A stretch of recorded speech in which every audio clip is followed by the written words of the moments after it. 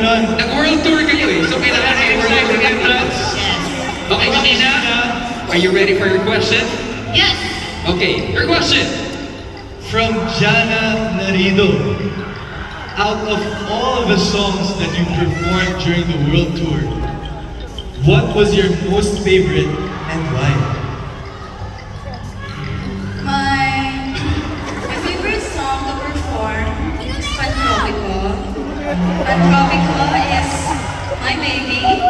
And yun na kasi yung last song. So sa Pantropico, sobrang full up na namin.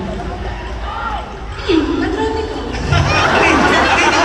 Nakikinig kami. Akala ko may iba kong sabihin. Yes,